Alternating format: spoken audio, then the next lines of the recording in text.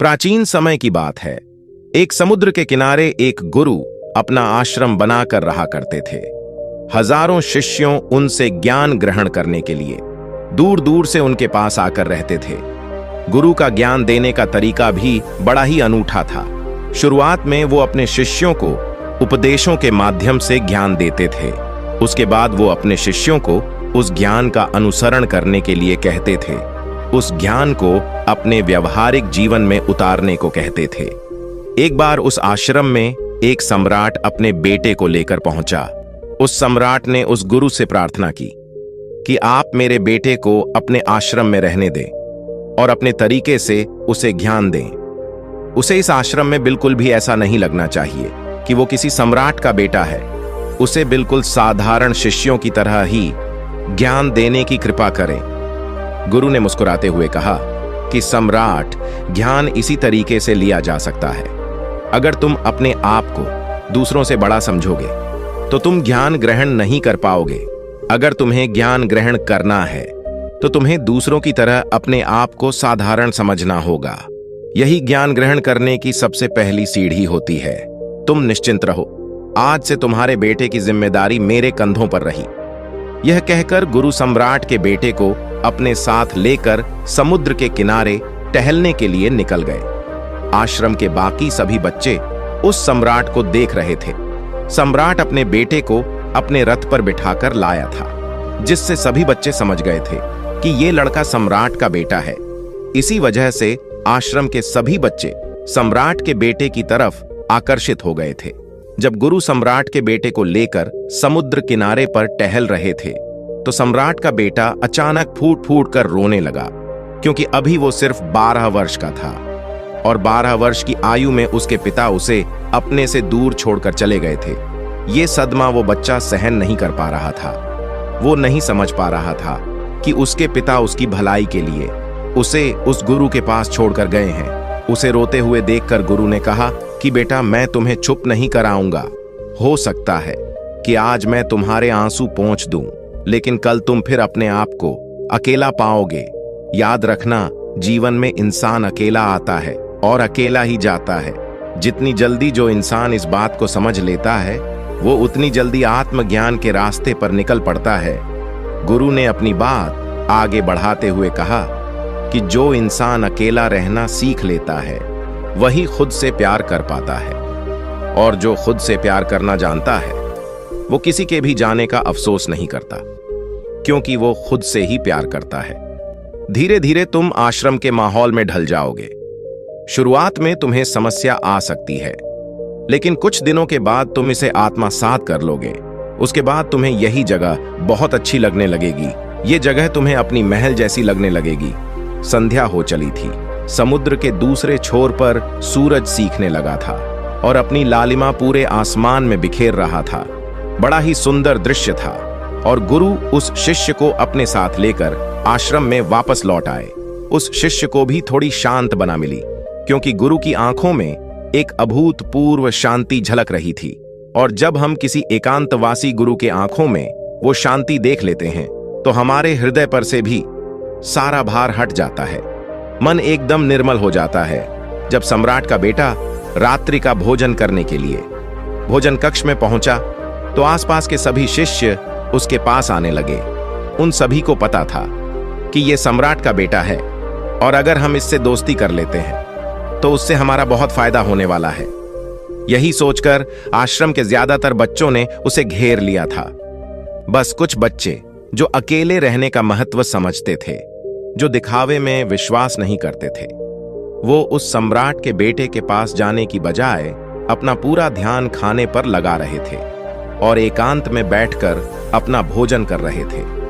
कुछ दिनों के बाद सम्राट के बेटे की आश्रम के ज्यादातर बच्चों के साथ दोस्ती हो गई। अब वो आश्रम में उन बच्चों के साथ घूमता, उन्हीं के साथ अपना ज्यादातर समय बिताता। आखिरकार सम्राट का बेटा था, सुख सुविधाओं में पला बड़ा था।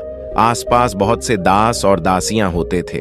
आसपास अपने मित्रों से घिरे होना, वही दिनचर्या उसने इस आश्रम में भी अपना ली थी। ऐसा नहीं था कि गुरु को ये सब पता नहीं था, पर गुरु उसे अलग तरीके से ज्ञान देना चाहते थे। बच्चों को ज्ञान आप उपदेश देकर नहीं दे सकते, उन्हें साक्षात्कार कराना पड़ता है। उसके बाद उन्हें वो बात समझ आती है जो आप समझाना चाहते हैं। गुरु को यह बात पता थी कि अगर मैं इसे बोलकर बताऊंगा तो ये कभी समझ नहीं पाएगा। मुझे इसे दिखाना पड़ेगा, इसे एहसास कराना पड़ेगा कि अकेले रहने से ही तुम अपने शक्तियों को जान पाओगे। ये सीख देने के लिए गुरु एक दिन उस शिष्य को अपने साथ एक पहाड़ी की चोटी पर ले गए। पहाड़ी पर पहुंचकर गुरु ने उस शिष्य से कहा कि अब तुम्हारा ज्ञान पूरा हो चुका है, बस एक आखिरी रात तुम्हें यहां पर बितानी होगी। उसके बाद अगले दिन शाम को मैं तुम्हारे राजमहल में तुमको पहुंचा दूंगा। वो बच्चा तो ये सुनकर बहुत खुश हो गया कि अब मैं वापस अपने राजमहल चला जाऊंगा, फिर से मेरे दास और दासियां, सारे भोग की वस्तुएं मेरे पास होंगी। उस शिष्य ने गुरु से पूछा कि गुरुदेव, मुझे आज रात आप यहां पहाड़ी पर क्यों छोड़ रहे हैं? आखिर मुझे कौन सा आखिरी ज्ञान यहां से मिलेगा? गुरु ने मुस्कुराते हुए कहा कि यहां पर चट्टान के पीछे तुम्हें छिपकर बैठना होगा। यहां पर रोज रात को एक बांझ आता है, तुम्हें उस बांझ को देखना है, बड़ी गौर से देखना है, हर गतिविधि देखनी है। और उस बांझ को देखने के बाद अगले दिन अगर तुम उस बांझ की खूबियां मुझे बता पाए तो मैं तुम्हें तुम्हारे राजमहल वापस भिजवा दूंगा। और हां, सुबह आने से पहले एक बात पर और ध्यान देना है। एक चरवाहा यहां पर अपनी भेड़ों को चराने के लिए आता है। तुम्हें उन भेड़ों की गतिविधियां भी देखनी है। याद रखना, बांझ की गतिविधि रात को और भेड़ों की गतिविधि सुबह। अगर तुम दोनों की गतिविधि ध्यान से देखकर मुझे बता पाए तो तुम इस आश्रम से हमेशा के लिए आजाद हो जाओगे। तुम्हारा ज्ञान पूरा हो जाएगा। मैं तुम्हारे पिता को कह दूंगा कि ये बच्चा हमारे आश्रम का सबसे ज्ञानी बच्चा है। ये कहकर गुरु अपने आश्रम में वापस लौट आए और वो बच्चा वहीं पर उस चट्टान के पीछे खड़ा हुआ, उस बांझ का इंतजार करने लगा। काफी वक्त बीत जाने के बाद वहां पर एक बांझ अपने बच्चों के साथ पहुंचा। सम्राट के बेटे ने पूरी रात उस बांझ की गतिविधि बड़े ही ध्यानपूर्वक देखी और सुबह होने के बाद जब चरवाहा वहां पर अपने भेड़ों को लेकर पहुंचा तो उसने एक अभूतपूर्व दृश्य देखा। उसने देखा कि वो बांझ भेड़ की एक मेमने को अपने पंजों में दबाकर आसमान में उड़ गया। उसने उस भेड़ के बच्चे का शिकार कर लिया। ये सारा दृश्य देखकर वो बच्चा आश्रम में वापस अपने गुरु के पास पहुंचा। इससे पहले कि गुरु उससे कुछ पूछते, उसने गुरु को प्रणाम करते हुए कहा कि गुरुदेव, आप आश्रम के सभी बच्चों को यहां पर बुला लीजिए। मैं सब लोगों को बताना चाहता हूं कि मैंने क्या देखा जब आश्रम के सभी बच्चे वहां पर पहुंच गए। तो उस सम्राट के बेटे ने कहना शुरू किया कि मैंने अपने जीवन में बहुत से पक्षियों को देखा है, लेकिन बांझ उन सभी पक्षियों में से सबसे अद्भुत और सबसे अलग होता है। उदाहरण के लिए, एक तोता हम सभी ने देखा है।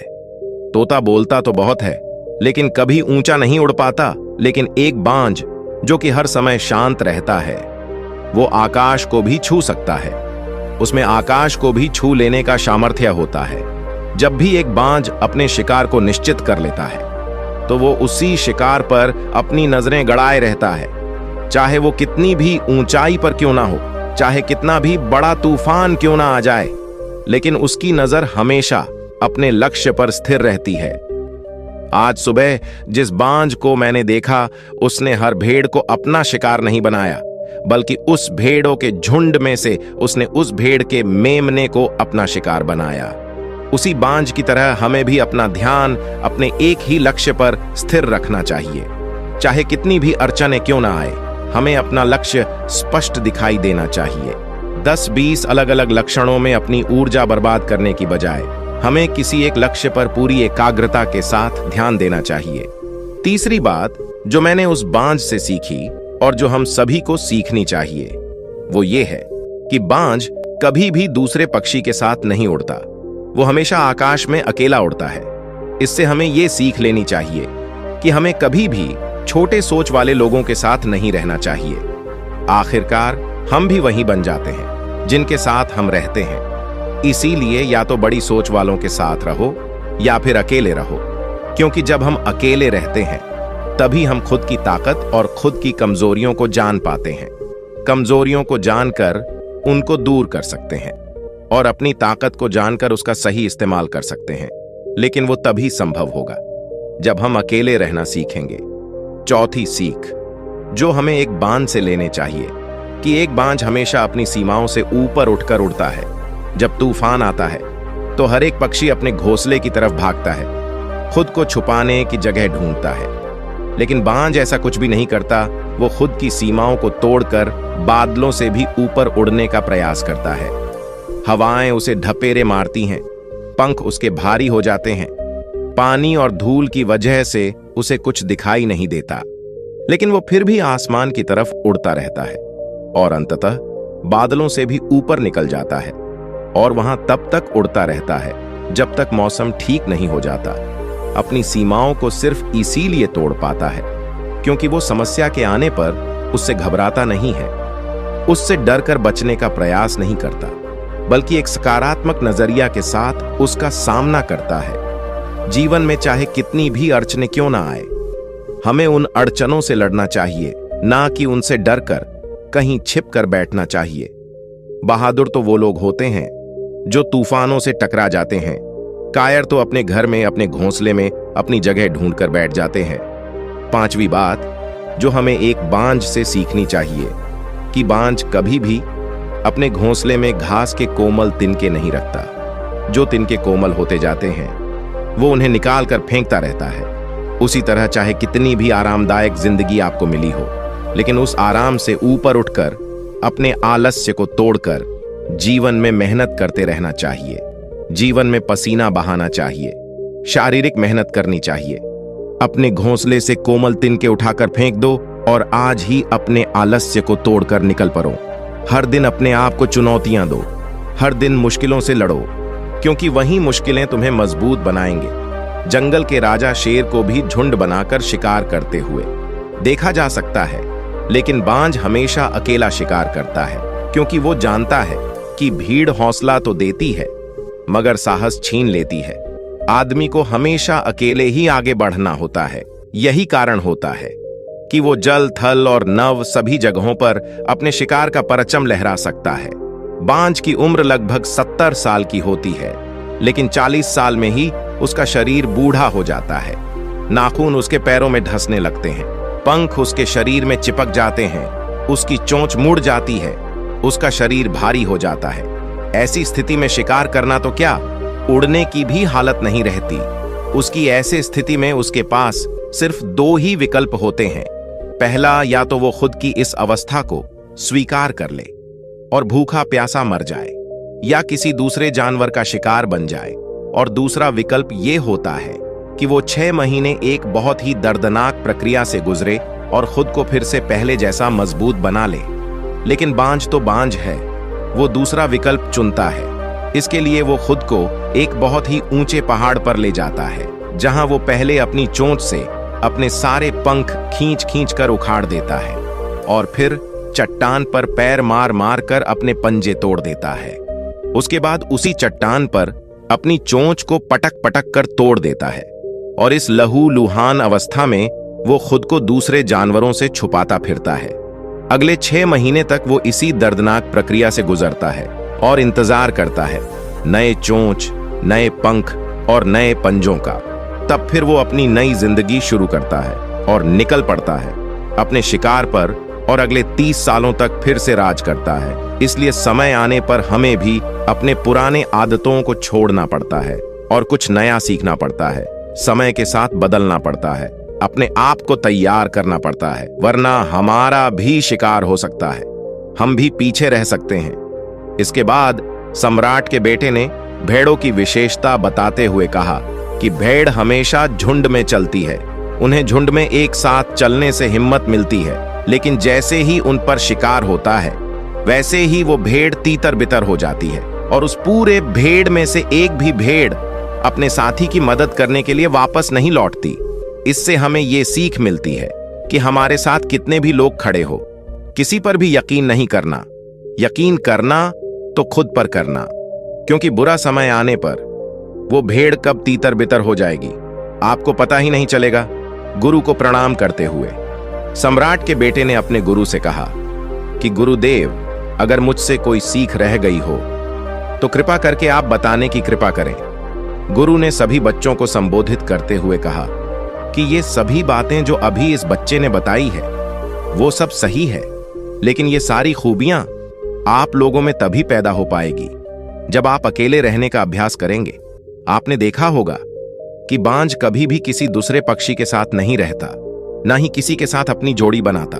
वो आसमान में अकेला उड़ता है और अकेला उड़ने की वजह से वो अपनी ताकत और अपने कमजोरी को जान पाता है। इसके बाद गुरु ने अपनी बात खत्म करते हुए कहा कि मैं आज रात इस सम्राट के बेटे को इसके राजमहल में छोड़ने के लिए जा रहा हूं, क्योंकि इसकी सीख यहां पर पूरी हो गई है। और ये कहकर गुरु उस सम्राट के बेटे का हाथ पकड़कर राजमहल की तरफ रवाना हो गए और बाकी के सभी बच्चे उन्हें पीछे से जाते हुए देखते रह गए। तो दोस्तों, आज के वीडियो में बस इतना ही। उम्मीद है आपको यह वीडियो पसंद आई होगी। अगर पसंद आई होगी तो वीडियो को एक लाइक करना मत भूलिएगा। ओम बुन बुधाय नमः, ओम बुन बुधाय नमः, ओम बुन बुधाय नमः।